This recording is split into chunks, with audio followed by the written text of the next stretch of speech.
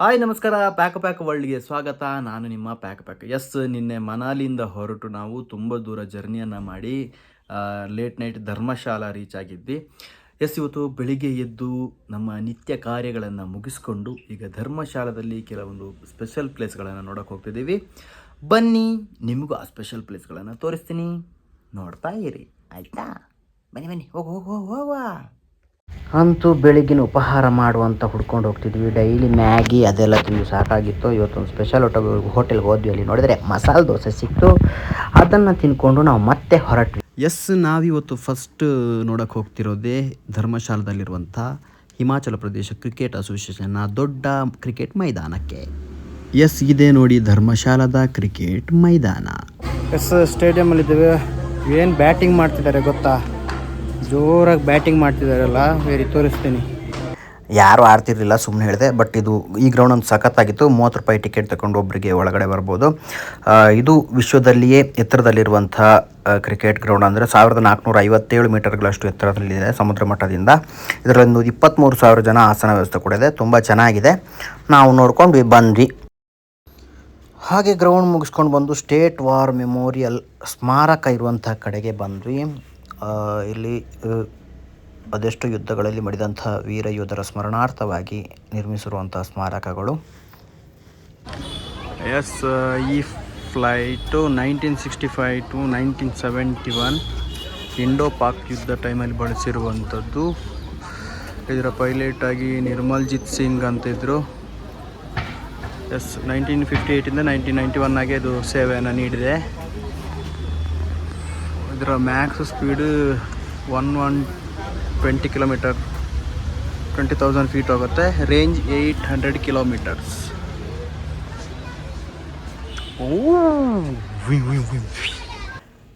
ಇಲ್ಲಿ ಕೂಡ 20 ರೂಪಾಯಿ ಟಿಕೆಟ್ ತಗೊಂಡು ಇಲ್ಲಿ ಬಂದು ಯೋಧರ ಸ್ಮಾರಕಗಳನ್ನೆಲ್ಲ ನೋಡ್ಕೊಂಡು ಹೋಗ್ಬೋದು. ನೋಡಿ, ಇಲ್ಲಿ ಸುಮಾರು ಜಮ್ಮು ಕಾಶ್ಮೀರ ಹಾಗೆ ಪಾಕಿಸ್ತಾನ ಅದೆಷ್ಟು ಯುದ್ಧಗಳಲ್ಲಿ ಮಡಿದಂಥ ಹಿಮಾಚಲ ಪ್ರದೇಶದ ಸೈನಿಕರಿಗಾಗಿ ಸ್ಪೆಷಲಿ ಮಾಡಿರುವಂಥ ಈ ಸ್ಮಾರಕ ತುಂಬ ಚೆನ್ನಾಗಿದೆ. ತುಂಬ ಜನ ಯೋಧರ ಹೆಸರುಗಳು ಕೂಡ ಇತ್ತು. ಇದನ್ನೆಲ್ಲ ನೋಡ್ಕೊಂಡು ಬಂದ್ವಿ. ಇಲ್ಲಿ ಬರೆದಂಥ ಸಾಲ ಅದ್ಭುತವಾಗಿತ್ತು. ನಮ್ಮ ನಾಳೆಗಾಗಿ ಅವರ ಇವತ್ತಿನ ಖುಷಿಯನ್ನು ಸ್ಯಾಕ್ರಿಫೈಸ್ ಮಾಡಿ ನಮಗೋಸ್ಕರ ಬದುಕ್ತಿದ್ದಾರೆ ಅನ್ನುವಂಥದ್ದು ನಾವು ಯಾವತ್ತಲ್ಲಿ ನೆನಪಿಟ್ಕೋಬೇಕು. ಇದು ನೋಡಿ, ಹಳೆ ಕಾಲದಲ್ಲಿ ಯೂಸ್ ಮಾಡ್ತಿದ್ದಂಥ ಗನ್ನು. ಇದೆಲ್ಲ ಹೆಸರುಗಳು ಹಿಮಾಚಲ ಪ್ರದೇಶದ ಸೈನಿಕರದೆಲ್ಲ. ಮಂಡಿಯಿಂದ ಹಿಡಿದು ಕಾಂಗ್ರಾ, ಹಮ್ರಿಪುರ್ ಎಲ್ಲ, ಶಿಮ್ಲಾ ಎಲ್ಲ ಕಡೆ ಯೋಧರುಗಳ ಹೆಸರುಗಳನ್ನು ಹಾಕಿದ್ದಾರೆ. ಇದು ನೋಡಿ, ಅಂದಿನ ಯುದ್ಧದ ಸಮಯದಲ್ಲಿ ಉಪಯೋಗಿಸ್ತಿದ್ದ ನೌಕಾಪಡೆಯ ಹಡಗು. ಆವಾಗಿನ ಕಾಲದ ಹೇಗಿತ್ತು. 87 ಇದನ್ನು ಇಲ್ಲಿಗೆ ಕೊಟ್ಟಿದ್ದಾರೆ.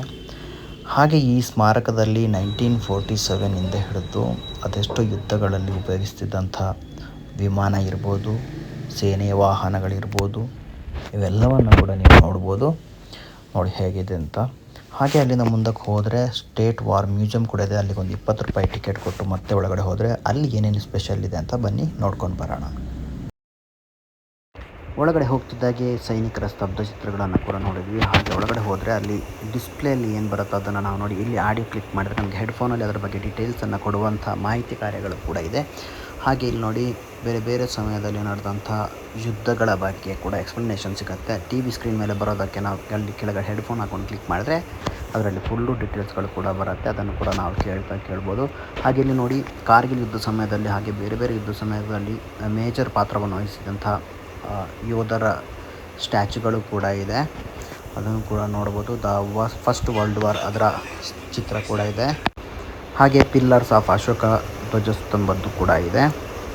ಹಾಗೆ ಮುಂದೆ ಹೋದರೆ ನೋಡಿ, ಇಲ್ಲಿ ಸ್ತಬ್ಧ ಚಿತ್ರಗಳನ್ನು ಎಷ್ಟು ಚೆನ್ನಾಗಿ ಕೆತ್ತಿದ್ದಾರೆ ಅಂತ ಹೇಳಿದ್ರೆ ತುಂಬ ಸಖತ್ತಾಗಿತ್ತು. ಹಾಗೆ ನೋಡಿಕೊಂಡು ಮುಂದೆ ಹೋಗ್ತಾ ಇದ್ದೀವಿ.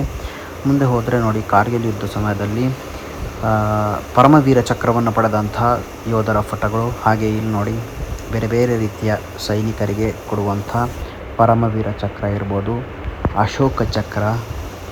ಹಾಗೆ ಮುಂದಕ್ಕೆ ಹೋದರೆ ಮಹಾವೀರ ಚಕ್ರ ಇದೆ, ಕೀರ್ತಿ ಚಕ್ರ ಇದೆ.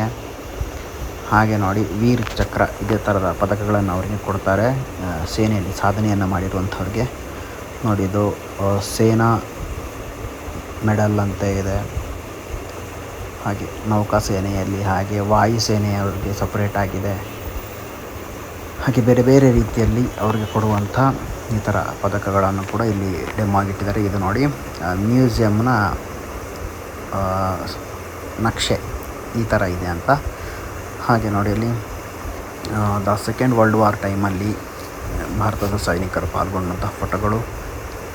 ಹಾಗೆ ಮುಂದಕ್ಕೆ ಹೋದರೆ ಬೇರೆ ಬೇರೆ ರೀತಿಯ ಬರ್ಮಾ ಕ್ಯಾಂಪೇನ್, ಬೇರೆ ಬೇರೆ ಯುದ್ಧಗಳಲ್ಲಿ ಪಾಲ್ಗೊಂಡ ಇಂಡಿಯಾದ ನೆನಪನ್ನು ಸಾರುವಂತಹ ಬೇರೆ ಬೇರೆ ಚಿತ್ರಗಳನ್ನು ಕೂಡ ನೋಡ್ಬೋದು. ವಾರ್ ಮ್ಯೂಸಿಯಮ್ನ ನೋಡಿಕೊಂಡು ನಾವು ನೆಕ್ಸ್ಟ್ ಹೊರಟಿದೆ ಧರ್ಮಶಾಲಾದಲ್ಲಿರುವಂಥ ಬೌದ್ಧ ಟೆಂಪಲ್ಗೆ. ಅಲ್ಲಿ ಹೋಗ್ತಿರ್ಬೇಕಾದ್ರೆ ನೋಡಿ ದಾರಿ ಮಧ್ಯೆ ನಮಗೆ ಬೌದ್ಧ ಸನ್ಯಾಸಿಗಳು ಸಿಕ್ಕಿದ್ರು. ಸ್ವಲ್ಪ ಅಲ್ಲಿ ಟರ್ನ್ ಜಾಗ ಇರೋದ್ರ ಹೋಗಬೇಕು.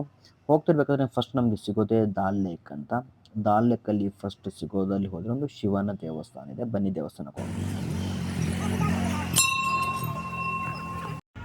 ಮೆಟ್ಲುಗಳನ್ನು ಹತ್ಕೊಂಡು ಹೋಗಿ ನೋಡಿ ದಾಲ್ ಲೇಕ್ ಪಕ್ಕದಲ್ಲಿರುವಂಥದ್ದೇ ಈಶ್ವರ ಮಂದಿರ. ನಾವು ಕ್ಲೋಸ್ ಆಗಿತ್ತು ಅಂದ್ಕೊಂಡ್ವಿ, ನೋಡಿದ್ರೆ ಒಳಗಡೆ ಒಬ್ಬರು ಕೂತ್ಕೊಂಡಿದ್ರು. ನಾವು ಹೋಗ್ತಿರ್ಬೇಕಾದ್ರೆ ಡೋರ್ ತೆಗೆದ್ರು, ಒಳಗಡೆ ಹೋದ್ವಿ. ಶಿವ ಪಾರ್ವತಿಯ ದರ್ಶನವನ್ನು ಮುಗಿಸ್ಕೊಂಡು ಬಂದ್ವಿ. ಅಲ್ಲೇ ಪಕ್ಕದಲ್ಲಿ ಇನ್ನೊಂದು ದೇವಿಯ ಗುಡಿ ತಲ್ಲಿ ದರ್ಶನವನ್ನು ಮಾಡಿ ಶಿವದೇವರಿಗೆ ಅಭಿಷೇಕವನ್ನು ಕೂಡ ಮಾಡಿ ನಾವು ನಮ್ಮ ಮತ್ತೆ ಜರ್ನಿಯನ್ನು ಕಂಟಿನ್ಯೂ ಮಾಡಿದ್ವಿ.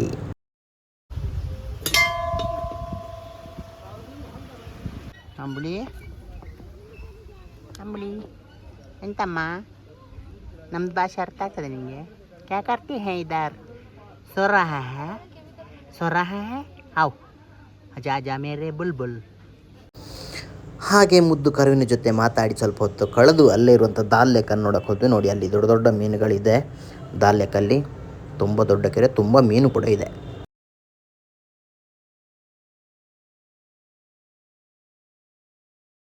This is the lake, the ದೇವಸ್ಥಾನ ಆಫ್ ದ ದೇವಸ್ಥಾನ ಕಮ್ಮಿಂಗ್ ದೇವಸ್ಥಾನ ಬಂದಲ್ಲಿ ದೇವಸ್ಥಾನದ ಕೆಳಗಿರೋದು ಲೇಕ್ ಇದು.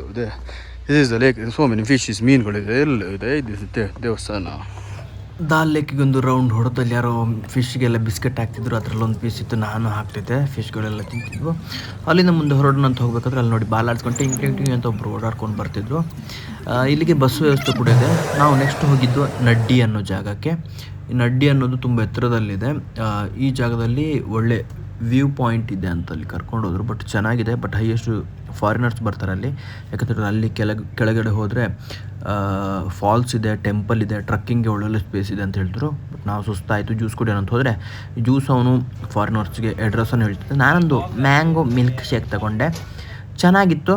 ಸುರ್ಕು ಅಂತ ಕುಡಿಬೇಕಾದ್ರೆ ಒಂದು ಡ್ರಾಪ್ ಚೆಲ್ಲಿದಾಗ ಇಲ್ಲಿ ನೋಡಿ ಇರುವೆ ಎಷ್ಟು ಚೆನ್ನಾಗಿ ಅದು ಕೂಡ ಜ್ಯೂಸನ್ನು ಟೇಸ್ಟ್ ಮಾಡ್ತಿತ್ತು. ಹಾಗೆ ಅಲ್ಲಿಂದ ನೆಕ್ಸ್ಟ್ ಹೊರಟಿದ್ದೆ ನಾವು ಚರ್ಚ್ಗೆ. 1852ರಲ್ಲಿ ನಿರ್ಮಿಸಿರುವಂಥ ಇದೊಂದು ಚರ್ಚು. ಈ ಹಳೆ ಕಾಲದ ಚರ್ಚನ್ನು ನೋಡಿಕೊಂಡು ಹಾಗೆ ನಾವು ಮತ್ತೆ ಹೊರಡಬೇಕಾದ್ರೆ ಹೊಟ್ಟೆ ಯಾಕೋ ಸ್ವಲ್ಪ ಲೈಟಾಗಿ ಹಸಿತಿತ್ತು ಅಂತ ಹೇಳ್ತಿದ್ರು. ಅದಕ್ಕೆ ನಾವು ಹೋದ್ವಿ. ನನಗಂತ ಅಲ್ಲಿ ಫೇವ್ರೆಟ್ ಲೋಕಲ್ ಫುಡ್ಡು ಸಿದ್ದು ಸಖತ್ ಇಷ್ಟ. ನೋಡಿ ಸಿದ್ದು ಹೇಗಿರುತ್ತೆ ಅಂತ ನೋಡಿ. ಸಿದ್ದು ಹಿಂಗೆ ಬಿಸಿ ಮಾಡಿ ಚೆನ್ನಾಗಿತ್ತು. ಇವರು ಜೋಳ ಬೇಕು ಅಂತ ಅಲ್ಲಿ ಹೋಗಿದ್ರು. ಇಬ್ಬರು ಲೇಡೀಸು, ಅವ್ರಿಗೆ ಜೋಳದವ್ರು ಗಾಳಿ ಹಾಕಿ ರೆಡಿ ಮಾಡ್ತಿದ್ರು. ನೋಡಿ ನಮ್ಮ ಸಿದ್ದು ರೆಡಿ ಆಯಿತು. ಅದನ್ನು ಹಿಂಗೆ ಕಟ್ ಮಾಡಿ ಅದಕ್ಕೆ ಚೆನ್ನಾಗಿ ನೋಡಿ ಗೀ ಹಾಕ್ತವ್ರೆ, ಚಟ್ನಿ ಜೊತೆ ಕೊಟ್ಟರು. ಸಖತ್ತಾಗಿತ್ತು. ಅದನ್ನು ತಿನ್ಕೊಂಡು ನೆಕ್ಸ್ಟು ನಾವು ಹೊರಟಿದ್ದೆ ದಲೈ ಲಾಮ ಟೆಂಪಲ್ ನೋಡೋಣ ಅಂತ. ಆ ಸ್ಟ್ರೀಟಲ್ಲಿ ವಾಕ್ ಮಾಡ್ಕೊಂಡು ಹೋದ್ವಿ. ಮುಂದೆ ಹೋಗ್ತಿದ್ದಂಗೆ ನೋಡಿ ಕತ್ತೆಗಳು ಪಾಪ ರೋಡಲ್ಲಿ ಹೋಗ್ತಿತ್ತು. ನೋಡಿ ಇದೇ ನೋಡಿ ಬುದ್ಧ ಟೆಂಪಲ್. ಶಾಂತಿ ಪ್ರಿಯನಾಗಿ ಕುಳಿತಿದ್ದ ಬುದ್ಧನನ್ನು ನೋಡಲಿಕ್ಕೆ ನಾವು ಒಳಗಡೆ ಹೋದ್ವಿ. ತುಂಬ ಚೆನ್ನಾಗಿತ್ತು. ಅದ್ಭುತವಾದ ಕೆತ್ತನೆ. ಒಳಗಡೆ ಇರುವಂಥ ಎಲ್ಲ ಕಲಾಕೃತಿಗಳು ಸಖತ್ತಾಗಿ ಮಾಡಿದರು. ತುಂಬ ಇಷ್ಟ ಆಯಿತು. ಹಾಗೆ ನೋಡಿಕೊಂಡು ಇಲ್ಲಿ ಬರ್ಬೇಕಾದ್ರೆ ನೋಡಿ ಹಳೆಯ ಕಾಲದ ರಾಜರ ಚಿತ್ರಗಳನ್ನು ಕೂಡ ಕೆತ್ತಿದ್ರು. ಅದನ್ನು ನೋಡ್ಕೊಂಡು ಮತ್ತೊಂದು ಕೊಠಡಿಗೆ ಹೋದ್ರೆ ಅಲ್ಲಿ ಕೂಡ ನೋಡಿ ವಿವಿಧ ರೂಪದ ವಿಗ್ರಹಗಳು, ವೆರೈಟಿಗಳನ್ನು ನೋಡ್ಕೊಂಡು ಬರ್ಬೋದು. ಹಾಗೆ ನೋಡ್ಕೊಂಡು ಅಲ್ಲಿ ಕೂಡ ಪ್ರಸಾದ ಕಲ್ಸಕ್ಕರೆ ಥರನೇ ಕೊಡ್ತಾರೆ. ಅದನ್ನು ತಿನ್ಕೊಂಡು ಹಾಗೆ ಹೊರಗಡೆ ಬಂದ್ವಿ. ಇಲ್ಲಿಗೆ ಬರೋಕ್ಕೆ ನೋಡಿ ಇಲ್ಲಿಗೆ ಕೂಡ ರೋಪ್ ವ್ಯವಸ್ಥೆ ಇದೆ. ಕೆಳಗಡೆಯಿಂದ ಡೌನ್ ಬರಬೇಕಿಲ್ಲ ಅಂದರೆ ತುಂಬ ಈ ಚಾರ್ಮಾಡಿ ಘಾಟಿಗಿಂತ ಟಾಪ್ ಇದೆ. ಇಲ್ಲಿ ನೋಡಿ ಓಂ ಮನಿ ಪದ್ಮೆ ಹಮ್ ಅಂತ ಮಂತ್ರ ಇದೆ. ಅದನ್ನು ಹೇಳ್ಕೊಂಡು ಇದಲ್ವ ಅದನ್ನು ಹೀಗೆ ತಳ್ಕೊಂಡು ಹೋಗ್ಬೋದು. ನಾನು ಈ ಮಂತ್ರಗಳನ್ನು ಹೇಳ್ತಾ ಹೀಗೆ ಕೈಯಲ್ಲಿ ಒಂದೊಂದನ್ನೇ ಟಚ್ ಮಾಡ್ತಾ ರೋಲ್ ಮಾಡ್ಕೊಂಡು ಮಂತ್ರ ಹೇಳ್ಕೊಂಡು ಹೋದೆ. ಬಟ್ ಇಲ್ಲಿ ನೋಡಿ ಏಜ್ ಆದವ್ರು ಹೈಯೆಸ್ಟ್ ಇರ್ತಾರೆ. ಅವ್ರ ಕೈಯಲ್ಲಿ ಈ ಮಣಿದು ದಾರ ಹಿಡ್ಕೊಂಡು ಮಂತ್ರ ಹೇಳ್ಕೊಂಡು ಎಲ್ಲ ಕಂಟಿನ್ಯೂಸ್ ಆಗಿ ಹೋಗ್ತಾನೆ ಇರ್ತಾರೆ. ಅಂದರೆ ಜಾಸ್ತಿ ಜನ ಅಲ್ಲಿ ಆಧ್ಯಾತ್ಮಕ್ಕೆ ಬೆಲೆಯನ್ನು ಕೊಡ್ತಾರೆ. ಎಲ್ಲರೂ ಇದೇ ಥರ ಹೋಗ್ತಾ ಇರ್ತಾರೆ. ಹಾಗೆ ಇಲ್ಲಿ ದರ್ಶನವನ್ನು ಮಾಡಿಕೊಂಡು ಇನ್ನು ಕೆಳಗೆ ಹೋದರೆ ಇನ್ನೊಂದು ಕಡೆ ನೋಡಿ, ಅಲ್ಲಿಂದ ಹೊರಗಡೆ ಬರಬೇಕಾದ್ರೆ ಲೋಕಲ್ ತಿಂಡಿ ಏನೋ ಬರೆದಿದ್ರು 50 ರೂಪಾಯಿ ಅಂತ. ಏನು ಹೇಗಿರ್ಬೋದು ಒಂದು ಸಲ ಟೇಸ್ಟ್ ಮಾಡೋಣ ಅಂತ ಅಲ್ಲಿ ಹೋದ್ವಿ. ನೋಡಿ ಅವ್ರು ಆ ಥರ ಏನೋ ಒಂಥರ ಇಟ್ಟದ್ರ ಮೇಲೆ ಉಪ್ಪು ಖಾರ ಎಲ್ಲ ಹಾಕಿದ್ರು. ನಮ್ಮ ಹತ್ರ ಕೇಳ್ತಾರೆ ಖಾರ ಜಾಸ್ತಿ ಬೇಕಾ ಕಡಿಮೆ ಸಾಕಂತ. ನಾವು ಸ್ವಲ್ಪ ಮೀಡಿಯಮ್ ಇರಲಿ ಅಂತ ಹೇಳಿದ್ವಿ. ನೋಡಿ ಆ ಥರ ಅದರೊಳಗೆಲ್ಲ ಚೆನ್ನಾಗಿ ಖಾರನ ಹಚ್ಬಿಟ್ಟು ರೋಲ್ ಮಾಡಿದ್ರೊಳಗೆ ಏನು ಗೊತ್ತಾ, ಆ ಸೋಯಾಬೀನ್ ಹಾಕಿ ಕೊಡ್ತಾರೆ, ಸಾಸ್ ಅಲ್ಲ. ಅದನ್ನು ಟೇಸ್ಟ್ ಮಾಡ್ತಿದ್ದೀನಿ. ಟೇಸ್ಟ್ ಮಾಡಿ ಇದ್ಮೇಲೆ ನಿಮ್ಗೆ ಹೇಳ್ತೀನಿ ಆಯಿತಾ. ನೋಡಿ ಈ ಥರ ಮಾಡಿ ಕಟ್ ಮಾಡಿ ಸ್ಟ್ರೀಟ್ ಫುಡ್ 50 ರೂಪಾಯಿ ಅಂತ ಹಾಕವ್ರೆ ನೋಡಿ. ಕೊಟ್ಟರು, ಟೇಸ್ಟ್ ಮಾಡಿದ್ವಿ.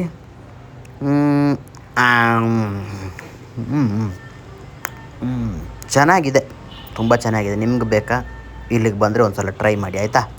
ಓಕೆ. ಹಾಗೆ ಇಲ್ಲಿ ತಿಂದು ನೆಕ್ಸ್ಟ್ ನಾವು ಹೋಗಿದ್ದೆ museum of Kangra art of Dharamshala ಅಂತ. ಎಂಟ್ರೆನ್ಸಲ್ಲಿ ಸ್ವಲ್ಪ ಶಿಥಿಲಾವಸ್ಥೆಯಲ್ಲಿರುವಂಥ ಮೂರ್ತಿಗಳು ಸಿಕ್ತು.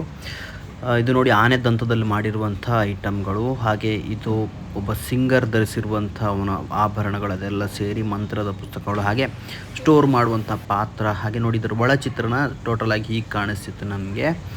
ಓಕೆ. ಅಲ್ಲಿ ಕೆಲವು ಶಿಥಿಲಾವಸ್ಥೆಯಲ್ಲಿದ್ದಂಥ ಕೆಲವು ದಾಳಿಗೆ ಒಳಗಾಗಿ ತಲೆ ಎಲ್ಲ ಕಟ್ಟಾಗಿರೋಂಥದ್ದಿತ್ತು. ಬಟ್ 50 ರೂಪಾಯಿ ವೇಸ್ಟ್ ಅನಿಸ್ತು.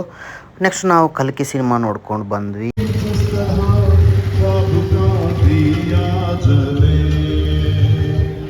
ನೋಡಿ ಓನರ್ ಎಷ್ಟು ಚೆಂದಾಗಿ ಪ್ರಮೋಷನ್ ಮಾಡ್ತಾರೆ ಅಂತ. ಹಾಗೆ ಸ್ವಲ್ಪ ಸ್ವೀಟ್ ಅಂಗಡಿಗೆ ಹೋಗಿ ರಸಮಲೈ ಹಾಗೆ ಕಾಲ್ಕಂಡ್ ಅಂತ ಸ್ವೀಟ್ ತಿಂದು ಮರುದಿವಸ ನಾವು ಬೆಂಗಳೂರಿಗೆ ಹೊರಡಬೇಕಾದ ಕಾರಣ ಬೇಗ ಊಟ ಮಾಡಿ ಮಲ್ಕೊಂಡ್ವಿ. ನೀವು ಮಲ್ಕೊಳ್ಳಿ ಆಯ್ತಾ. Good night. ಮುಂದೆ ಏನಾಯಿತು ಅಂತ ಮುಂದಿನ ವಾರದಲ್ಲಿ ನೋಡಿ. ಹೀಗೆ ಸಪೋರ್ಟ್ ಮಾಡ್ತೀರಿ. ಪ್ಯಾಕು.